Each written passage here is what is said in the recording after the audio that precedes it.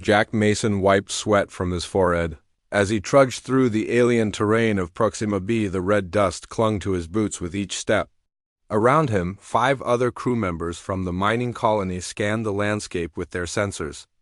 They were mapping the western ridge, looking for mineral deposits and cataloging any new life forms they found. Jack loved these survey missions. As the colony's wildlife specialist, he got to discover creatures no human had ever seen before. This planet was full of surprises, most of them dangerous. "Got something on thermal," said Steve Rogers, the team's security officer. He pointed his rifle toward a cluster of large rocks. "Big signature not moving." Commander Alan Peters raised his hand, signaling the team to stop. "Mason, what do you think? Another rock lurker?" Jack checked his own scanner. The heat pattern was unusual, concentrated in the center with cooler edges. Most of Proxima's predators showed even heat across their bodies. "Not sure," Jack said. "Let me take a closer look." "Are you crazy?" Liz Warren, the security chief, stepped in front of him. "Protocol says we identify from a safe distance first." Jack smiled. "And when have the protocols helped us understand? Anything interesting on this planet?" Before Liz could argue, Jack moved forward slowly. The rest of the team spread out, weapons ready. As Jack approached the rocks, he heard a low rumbling sound. Not a growl exactly, more like machinery with a broken part. He peered around the largest boulder and froze. Lying there was the largest creature he had seen on Proxima B's 6 limbs, each ending in what looked like clawed hands. Its body was covered in scales that shifted color slightly with each labored breath. 4 amber eyes were half-closed in pain. Most surprising was the mining equipment one of their automated drills had somehow activated and was still partially embedded in the creature's side. Dark blue fluid leaked from the wound. "We need to." "Put it down," Liz said from behind him, raising her pulse rifle. "Wait!" Jack held up his hand. "It's hurt." "Our equipment did this." Commander Peters joined them, looking at the creature with concern. "That's a big predator, Mason. We've never seen anything like it. Colony safety comes first." The creature's eyes suddenly opened fully, all 4 focusing directly on Jack. There was pain there, but something else too. Intelligence. It made no move to attack despite its obvious suffering. "Let me help it," Jack said quietly. "That thing will tear your face off, Mason?" Peters warned, but he didn't give the order to fire. Jack crouched down, keeping his movements slow. The creature watched him, its breathing shallow. "I think it's been trapped here, injured by our autonomous drill. Look at the ground. It dragged itself behind these rocks to hide." Liz kept her weapon trained on the beast. "These things hunt in packs." "Where are the others?" Jack studied the tracks in the dust. No other prints. "I think it's alone." He turned to Peters. "Commander, we caused this injury. I can treat it." Peters looked skeptical. "And then what?" "Release it to hunt our people later. Or study it. Learn from it. Isn't that why we're here?" Jack challenged. "To discover, not just to mine and kill anything dangerous." After a tense moment, Peters sighed. "Fine, but you keep it contained, and at the first sign of aggression, we put it down. Clear?" Jack nodded eagerly. "Crystal clear." Getting the wounded creature back to the colony took all 6 team members and their transport vehicle. The beast didn't fight them, seeming to understand they were helping. Jack set up a containment area just outside the main colony fence, a space with shade, water, and enough room for the creature to move when it recovered. News spread quickly through the small colony of 50 people. By evening, a crowd had gathered to see the monster Jack had brought home. "You're out of your mind," said Paul Green, the mining supervisor. "That thing could break through that fence in seconds if it wanted to." "But it doesn't want to," Jack explained as he prepared antibiotics and wound sealant. "It understands we're helping." Mary Foster, the colony's agricultural specialist, shook her head. "No one has successfully interacted with any predator species on this planet. 3 people died last year from animal attacks." Jack carefully approached the sedated creature. "Those were defensive attacks. We entered territories or threatened offspring. This is different." As days passed, Jack spent every free hour with the creature, which he named Rex. The name made people laugh. as if naming a dangerous alien predator after an Earth pet made it less deadly. But Jack saw changes in Rex that fascinated him. The wound healed quickly, faster than Jack expected. Rex began watching Jack work, following his movements with all four eyes. When Jack brought food, Rex didn't just eat, it waited for Jack's signal before beginning. This was not normal predator behavior. "It's learning," Jack told Susan Miller, the colony doctor and his only real supporter. They sat watching Rex through the fence one evening. Susan looked skeptical but interested. "Learning what?" "Communication. Boundaries, trust." Jack demonstrated by entering the enclosure. Rex immediately sat back on its four rear limbs, keeping its front limbs visible and non-threatening. "That's remarkable," Susan admitted. "But the others won't be convinced until—" "They see more," Jack nodded. "I know, but look at this." He took out a simple puzzle box with food inside, one they used to test cognitive abilities in smaller creatures. Rex watched as Jack placed it on the ground. Using its front limbs with surprising dexterity, Rex manipulated the sliding panels and opened the box in less than a minute. "Problem-solving at that level suggests intelligence comparable to Earth primates," Jack said excitedly. "Or it could be mimicking behaviors it's seen," Susan countered. "Then watch this." Jack made a series of hand gestures he'd been practicing with Rex. The creature responded by moving to different positions in the enclosure, retrieving objects and even mimicking Jack's posture. Susan's eyes widened. "You've trained it." "No," Jack corrected. "We're communicating." "There's a difference. Training is one way. This is an exchange." As they talked, Rex moved closer to the fence. Several other colonists who had been watching from a distance backed away nervously. But Rex simply reached out one limb and carefully traced patterns in the dirt, circles and lines that looked strangely deliberate. "Is it ... drawing?" Susan asked in disbelief. Jack smiled. "I think it's trying to show us something. I just don't understand what yet." Back in the main colony that night, Jack faced more criticism at the community dinner. People questioned his judgment, his scientific methods, and even his sanity. "That thing is dangerous," Paul insisted to general agreement. "What happens when it decides it's had enough of being your pet?" "It's not my pet," Jack replied calmly. "It's a sentient being we injured, and I'm learning from it while it heals." Laughter rippled through the room. "Learning what?" "How to get eaten last." Someone called out. Jack stood up. "Mock all you want. But something special is happening out there. That creature has intelligence we haven't seen before on this planet. And instead of trying to understand it, you want to kill it out of fear." As he walked out, he heard more laughter behind him. But Jack didn't care. He headed back to Rex's enclosure under the light of Proxima's 3 moons. The creature was awake, watching the stars with what looked like curiosity. "They don't understand," Jack said quietly, sitting near the fence. "But they will." Rex turned all 4 eyes toward him and made a soft rumbling sound, not threatening, almost comforting. Then it did something new. It mimicked Jack's sitting position perfectly, gazing up at the same stars. Jack smiled. What no one else realized. Yet was that this unlikely bond would soon become the colony's greatest asset, and Jack's only hope for survival. 3 months passed. Rex grew larger, now standing over 7 feet tall when rising on its back limbs. The scales on its body shifted between deep blue and purple, glowing slightly in the dark. Jack had expanded the enclosure twice already to give Rex more room to move. Every morning, Jack visited Rex before his official duties began. Every evening, he returned with new puzzles and communication exercises. The bond between them grew stronger each day. Rex now recognized over 50 hand signals and could solve complex problems that would challenge even trained Earth animals, but not everyone was happy with Rex's continued presence near the colony. "That thing is twice the size it was when you found it," Liz Warren said during the weekly colony meeting. "And you've seen how fast it can move now." "It's a ticking time bomb," Jack tried to explain. "Rex is not dangerous to us. He's shown no aggression, even when provoked." Paul Green laughed. "He? You've named it and now you're giving it a gender?" Next, you'll want it to have colony voting rights. Other colonists joined in the laughter. Jack's face grew hot, but he kept his voice calm. Mock all you want, but the data speaks for itself.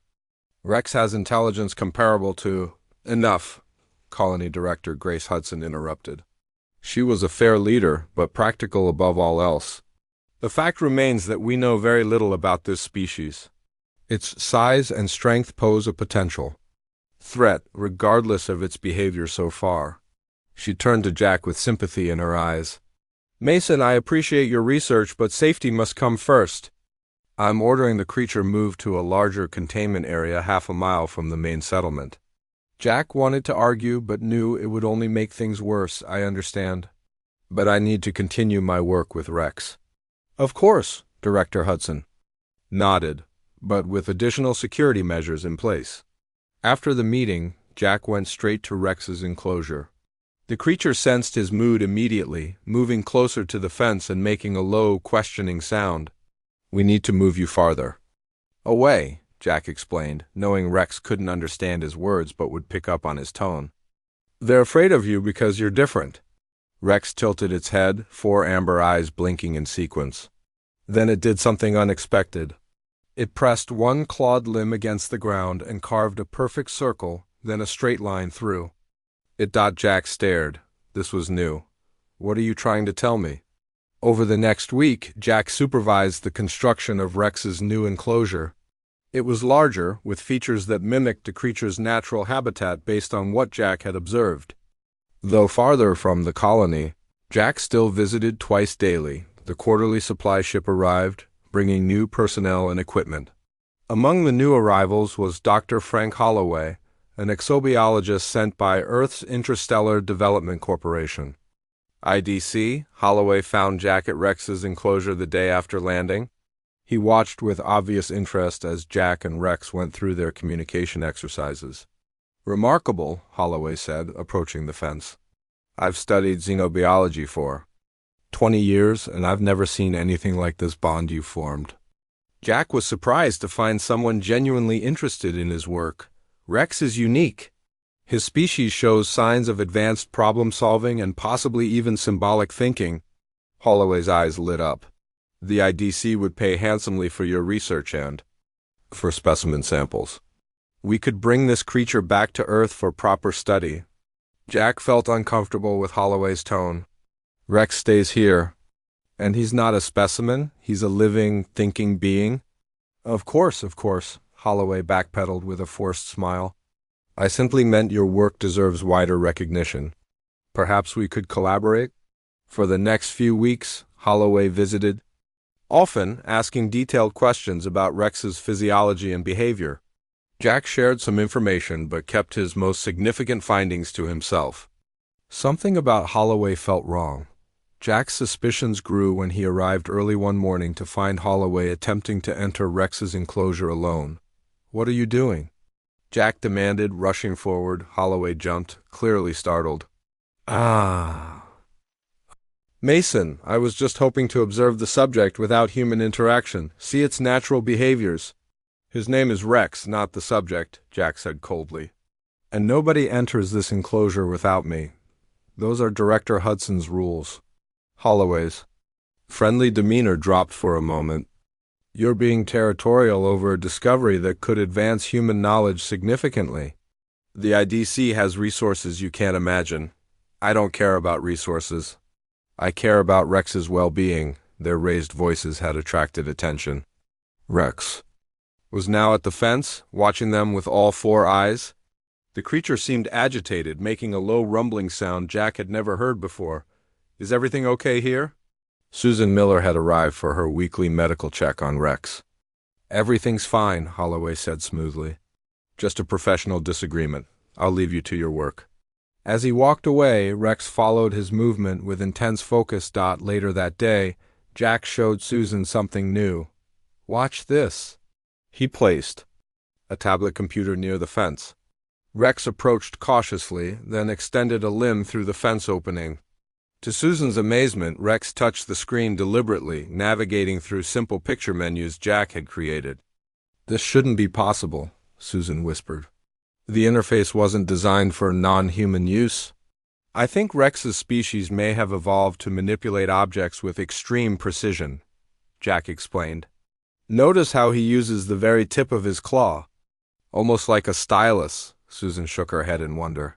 Have you shown this to Director Hudson? Not yet. I want to document it properly first. Jack hesitated. And I don't trust Holloway. Something's off about him. That night, Jack couldn't sleep. He kept thinking about Holloway's interest in Rex, acting on instinct. He grabbed his jacket and headed to the communications center. Most of the colony was asleep, with only the night shift monitoring essential systems. Hey, Mason, the young communications officer greeted him. You're up late. Couldn't sleep, Jack said casually. Actually, I was wondering if you could check something for me. Has Dr. Holloway sent any private communications back to Earth recently? The officer looked uncomfortable. I can't share private message contents. I don't want the content, Jack assured him. Just confirmation if he sent anything to IDC headquarters directly. After a moment's hesitation, the officer checked his logs. Yeah, several messages in the last week. Priority transmissions, too. Those cost extra bandwidth. Jack thanked him and left, feeling uneasy. The next morning, he arrived at Rex's enclosure to find the creature agitated, moving back and forth along the fence. When Jack entered, Rex immediately came to him, then turned and scratched at the ground. The pattern was clear this time, a rough map of the colony with a circle around the communications tower. Jack stared in shock. You're trying to warn me about something, aren't you? Rex made the rumbling sound again, then used a claw to scratch a crude but recognizable human figure next to the tower. Then, with deliberate movements, Rex drew a line across the figure's neck. Jack felt a chill run down his spine. Somehow, Rex understood that Holloway was a threat, not just to him, but to the entire colony. The question was, what was Holloway really planning, and how did Rex know? What Jack didn't realize was that the situation would soon become much more dangerous. For him, for Rex, and for everyone in the colony. The bond that had been mocked would soon be tested in ways no one could have predicted. Jack spent the next few days watching Holloway carefully. The scientists continued to show great interest in Rex, often asking questions about the creature's habits and abilities. Jack shared only basic information, keeping his most important discoveries secret. One evening, as dark clouds gathered over the colony, warning sirens blared. All colonists rushed to the main hall for an emergency meeting. A major storm system is approaching from the north, Director Hudson announced, pointing to weather maps on the large screen.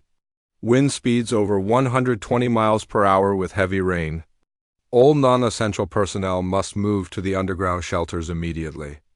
The colony had weathered storms before, but this one looked particularly dangerous.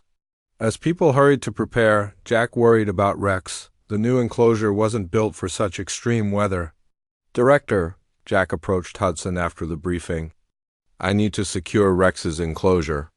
The fencing might not hold in these winds. Hudson looked concerned but nodded. Be quick about it. I want everyone in shelters within the hour. Jack rushed to gather supplies. Susan joined him, carrying medical equipment. You shouldn't come, Jack told her. It's getting dangerous out. There, Susan shook her head. You might need help. Besides, someone should make sure you actually return to the shelter on time.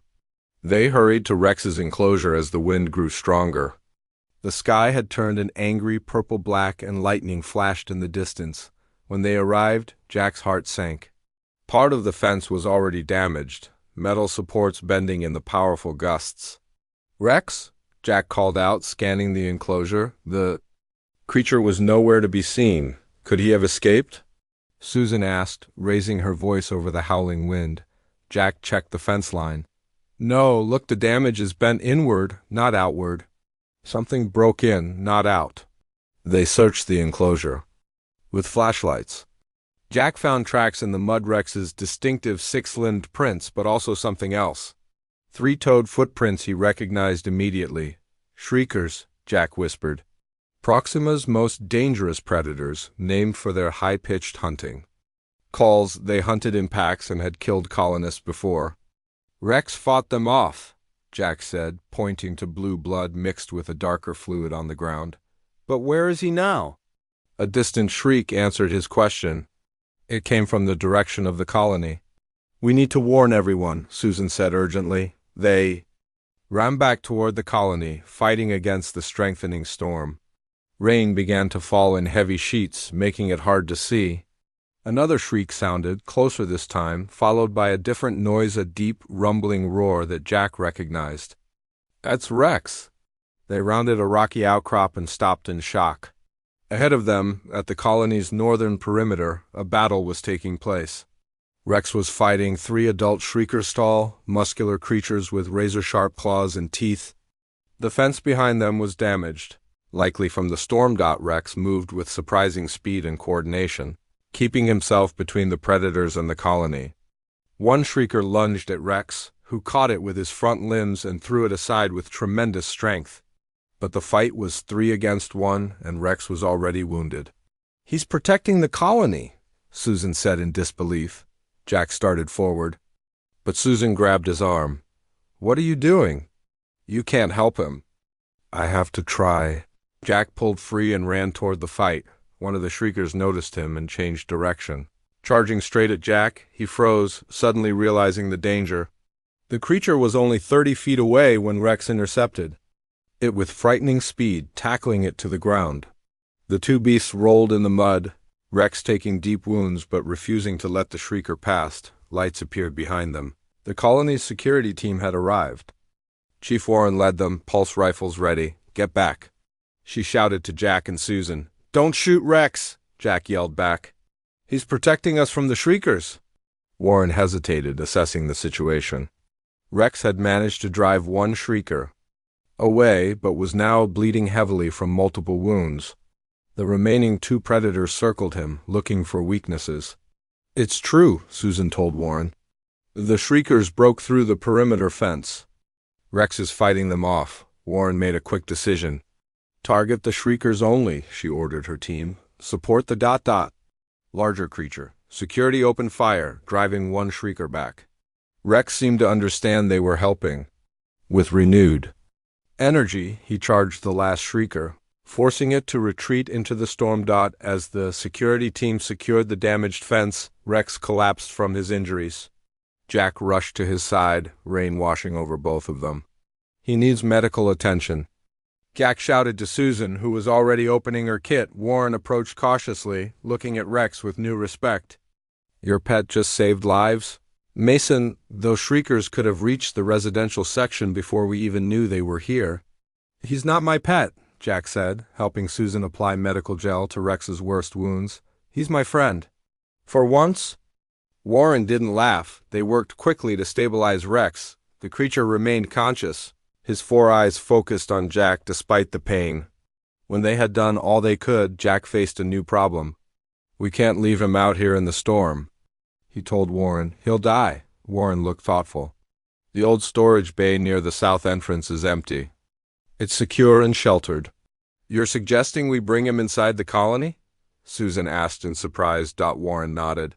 "After what I just saw?" "Yes, Director Hudson will agree once I explain what happened." It took 8 people to carefully move Rex to the storage bay. By the time they finished, the storm was hitting with full force. The entire colony huddled in the storm shelters, but Jack stayed with Rex, monitoring his condition. Director Hudson visited once the immediate danger had passed. She stood silently for a long moment, watching Rex. "Chief Warren told me what happened," she finally said. "It's not what anyone expected." Jack gently cleaned a wound on Rex's side. "He knew the shriekers were a threat to us. He chose to fight them, even though he could have hidden or run away." Hudson nodded slowly. "That suggests a level of intelligence and, I don't know, empathy. That challenges everything we thought we knew about Proxima's wildlife." As she spoke, Jack noticed something strange embedded in Rex's hide, a small metal object that didn't belong. He carefully extracted it with tweezers. "What is that?" Hudson asked. Jack examined it closely. "It looks like a tracking device, human-made." "Who would put a tracker on Rex?" Susan wondered. Jack's mind immediately went to Holloway. "Someone who wants to monitor him without our knowledge." Hudson took the device. I'll have this analyzed. In the meantime, your friend can stay here until he recovers. After she left, Jack sat beside Rex, gently stroking the creature's scales. Rex made a soft rumbling sound that Jack had come to recognize as contentment. You saved us, Jack said quietly. And now no one's laughing anymore. Rex's eyes blinked, slowly as he rested. Outside, the storm continued to rage, but inside the colony, perceptions were changing. The beast they had feared had become their protector, and Jack knew this was just the beginning of a much bigger story. Rex needed 3 weeks to recover from his injuries. During this time, he stayed in the storage bay that the colonists had converted into a comfortable space for him. Jack visited every day, bringing food and new puzzles to keep Rex's mind active. While his body healed, the colony's attitude toward Rex changed dramatically after the night of the storm. People who had once mocked Jack now stopped by to see Rex for themselves. Some even brought small gifts, interesting rocks or mechanical devices for Rex to examine. It's like they're bringing offerings to a hero, Susan said with a smile as she checked Rex's healing wounds. Jack nodded. They finally see what I've been saying all along. Rex is intelligent and wants to protect us, not harm us. Even Security Chief Warren had changed her mind. She now greeted Rex with respect when she visited and had assigned 2 security officers to guard the storage bay, not to protect the colony from Rex, but to protect Rex from any potential threats. One person who hadn't visited was Dr. Holloway. The scientist had been noticeably absent since the storm, claiming to be busy with research. Jack was certain Holloway had planted the tracking device on Rex, but he needed proof. Director Hudson called Jack to her office one morning. The analysis of the tracker is complete, she said, showing him a report on her screen. It's definitely IDC technology, very advanced.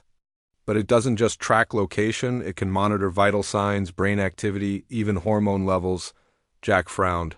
So Holloway wasn't just tracking Rex's movements. He was studying him secretly. It appears so, Hudson agreed.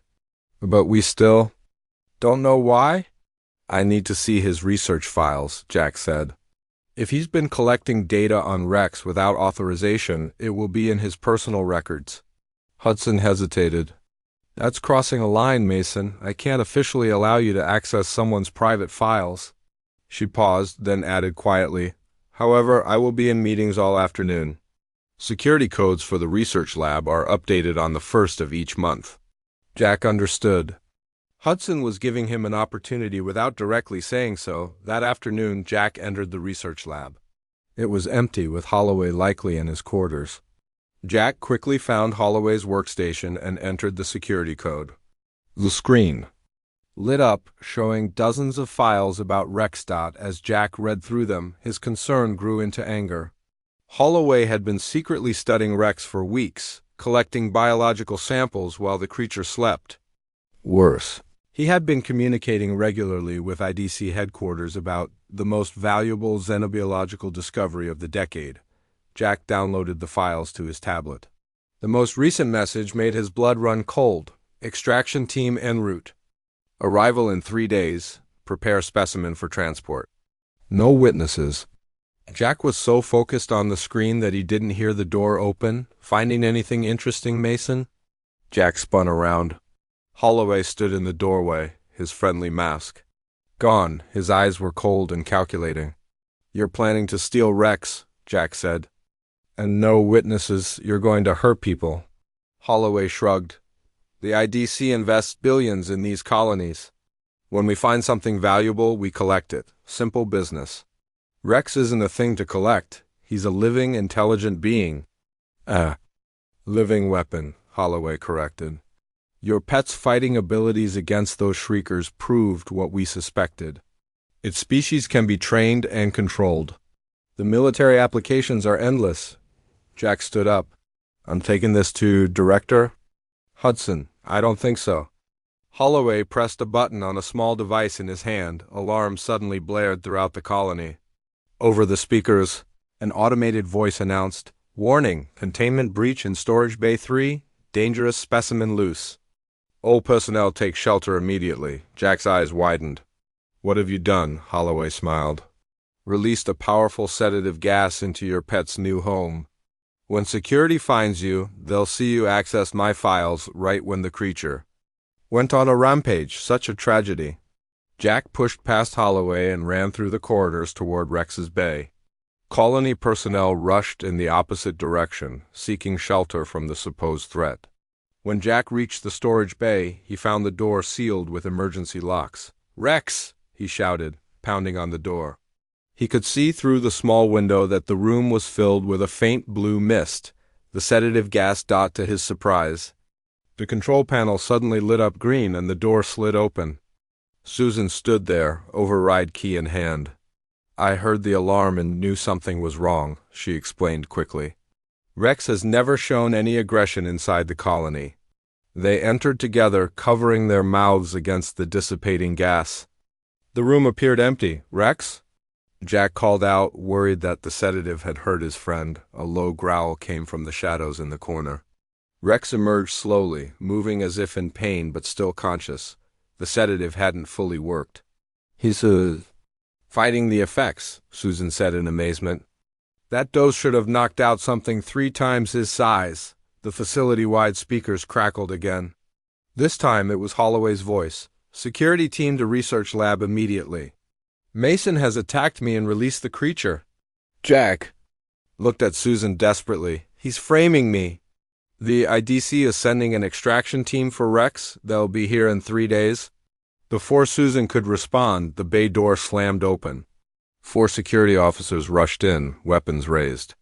"Step away from the creature," one ordered. "Listen to me," Jack said, hands raised. "Holloway is working for the IDC. He wants to take Rex off-world for weapons research. I have proof on my tablet." The officers looked uncertain, especially when Rex made no aggressive moves despite the commotion. Chief Warren entered next. "Mason, what's happening here?" Jack quickly explained what he had discovered. Warren glanced at the tablet Jack offered, then at Rex, who remained calm despite the weapons pointed at him. "Secure Holloway," Warren finally ordered through her comm unit, "and lock down the communication center. No outgoing messages without my authorization." Just then, Rex suddenly stiffened.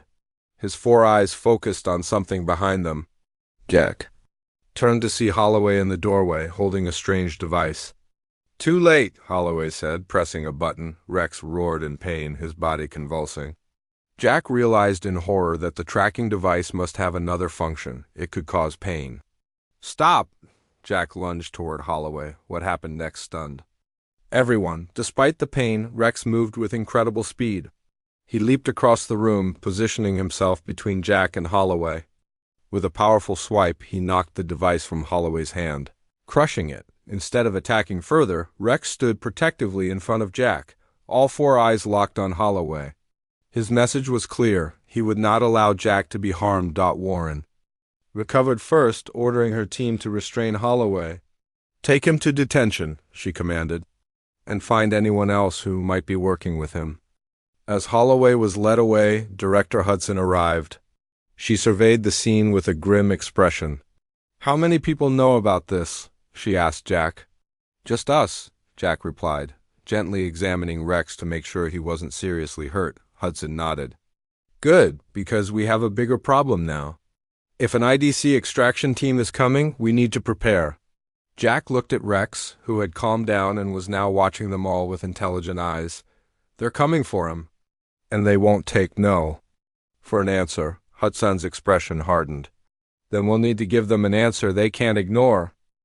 The colony prepared for the IDC extraction team's arrival. Director Hudson called an emergency meeting with all department heads to make plans. Jack attended, along with Chief Warren and Susan. "The IDC vessel will enter orbit in approximately 36 hours, Hudson told them. Based on Holloway's files, they're sending a well-armed team with advanced weapons and equipment. "How many people?" Warren asked. "At least 12, all with military training," Hudson replied. "We need to be realistic. Our colony has limited defensive capabilities. We're scientists and miners, not soldiers." Jack looked around the room. Everyone seemed worried, and for good reason. The Interstellar Development Corporation had resources far beyond their small colony. What about calling for help? Someone suggested the Earth Alliance has patrols in this sector. Hudson shook her head. Communications will take too long. By the time help arrives, the IDC team will be gone, with Rex and possibly with colonists who get in their way. The room fell silent. Their situation seemed hopeless. I may have an idea, Jack said finally. All eyes turned to him. But it involves Rex, and it's unusual. Hudson gestured for him to continue. I've been observing something strange over the past few days, Jack explained. Rex seems able to communicate with other native creatures on Proxima b. Murmurs of disbelief filled the room. It's true, Susan supported him. I've seen it too. When we take Rex outside for exercise, the local wildlife doesn't run away. They approach and interact with him in ways that suggest communication. Jack continued, I believe Rex's species might be what we would call an apex intelligence on this planet. Other creatures respond to them like they're in charge. You're suggesting we use Rex to recruit wild animals to fight for us? Warren sounded skeptical. Not fight necessarily, Jack clarified, but help us create a defense. The IDC team is coming prepared for human resistance. They won't be prepared for Proxima's wildlife. Hudson considered this. It's risky, but we have few options. What do you need? Time with Rex outside the colony. Perimeter, Jack answered. And a few volunteers to help document what happens. Hudson agreed to the plan. Jack, Susan, and 2 security officers took Rex to the plains surrounding the colony. Rex seemed to understand the urgency of their mission. Once outside, he looked at Jack as if waiting for permission. It's okay, Jack told him. Show us what you can do. Rex moved away from the group and stood tall on his hind limbs. He made a series of complex sounds, clicks, rumbles, and high-pitched calls that echoed across the landscape. Then he waited. Several minutes, nothing happened. The humans exchanged uncertain glances. Had Jack been wrong? Then they saw movement. From the forest to the north, from the rocky outcrops to the east, and from the grasslands to the south, creatures began to appear. Small flying animals came first, circling above Rex, then medium-sized creatures that resembled Proxima's version of herbivores. Most surprising were the larger predators, including several members of Rex's own species. This is incredible, Susan whispered as they watched. Rex continued making sounds, moving in patterns that seemed deliberate. The gathered animals responded, some approaching Rex while others kept their distance but remained attentive. He's communicating with all of them, Jack said in awe, maybe even organizing them. They spent hours observing this remarkable exchange. When they finally returned to the colony, Jack reported to Director Hudson. Rex can influence the local wildlife, he explained. If the IDC team lands, they won't just be facing us. They'll be facing a coordinated response from Proxima's ecosystem? Hudson looked impressed but cautious. Will the animals actually help us or just create chaos? Rex seems to be directing them with purpose, Jack answered. I believe he understands the threat and is preparing defenses. The next morning, colony sensors detected the IDC vessel entering orbit. Soon after, 3 dropships detached from the main vessel and began descent toward the colony. They're not even trying to communicate, Hudson noted grimly. They're just coming in, the colony implemented Jack's plan. All non-essential personnel moved to underground shelters. The security team positioned themselves at key points, but their main role was to observe and document what happened rather than engage directly. Jack and Rex waited at the colony's edge. Rex had spent the early morning hours out on the plains, returning just before the dropships appeared in the sky. I hope this works, Jack said to his friend. Rex made a reassuring rumble and stood tall. Watching the approaching ships, the first dropship attempted to land on the flat plain north of the colony. As it descended, a swarm of flying creatures suddenly surrounded it, covering sensors and viewports. The pilot, clearly startled, aborted the landing and gained altitude. The second dropship targeted the colony's landing pad. It got closer but was met by larger flying creatures that deliberately crashed into its engines, causing alarms to sound. This ship also retreated. The third dropship, more heavily armored, managed to land a mile from the colony. As soon as its doors opened and armed IDC personnel emerged, they found themselves surrounded by various Proximan creatures, including several of Rex's species. The IDC team fired warning shots, but this only seemed to coordinate the creatures' response. Working with surprising strategy, the animals disabled the IDC team's equipment and forced them back into their ship without causing serious injuries. From the colony's observation post, Hudson watched in amazement. They're not killing them, they're just neutralizing the threat. Rex understands that killing humans would only bring more trouble, Jack explained. He's smart enough to know we need a defensive strategy, not a massacre. The standoff continued for hours. The IDC ships made several more landing attempts, each thwarted by coordinated animal responses. Finally, the colony's communications officer rushed in with news. "Director, we're receiving a transmission from an Earth Alliance patrol vessel. They've detected the unauthorized IDC presence and are moving to intercept." Relief swept through the command center. The Earth Alliance was the governing body for all colonies, and even the powerful IDC couldn't openly defy them. Within hours, the Alliance ship arrived and the IDC vessel retreated from orbit. The Alliance captain contacted the colony, promising a full investigation into IDC's illegal extraction attempt. When the crisis had passed, Director Hudson found Jack with Rex at the edge of the colony, watching as the creatures that had defended them returned to their habitats. "The Alliance is sending xenobiologists," Hudson told him. "They're classifying Rex's species as an intelligent indigenous life form with legal protections." Jack smiled. "That means no one can take him away or exploit his kind." Hudson nodded. "The Alliance also wants you to lead the research team studying interspecies communication. They're calling what happened here first contact with a non-human intelligence." Rex made a satisfied rumbling sound, almost like a purr. He understood enough to know that he and his kind were now safe. Later that evening, Jack sat with Rex under the stars. The colony was celebrating their victory, but Jack wanted some quiet time with his friend. "You know, when I first found you, everyone laughed at me," Jack said softly. "They thought I was crazy to think we could understand each other." Rex tilted his head, 4 eyes blinking in sequence as he often did when listening carefully. "They're not laughing anymore," Jack continued. "Now they want to learn from you, just like I have." Rex gently placed one clawed limb on Jack's shoulder, a gesture of affection he had developed. In the distance, they could hear the sounds of other creatures of Rex's kind calling from the hills. "Your family is waiting," Jack said, feeling both happy and sad. "You should go to them." Rex looked toward the hills, then back at Jack. He made a low sound and traced a familiar pattern in the dirt, a circle with a line through it. Then he added a new pattern. 2 circles connected by the line. Jack understood. "We'll still see each other. We'll build something new together, a way for both our kinds to learn from each other." As the moons of Proxima b rose in the night sky, human and beast sat side by side, no longer predator and prey, no longer strange and familiar, but 2 intelligent beings sharing a moment of understanding that would change both their worlds forever.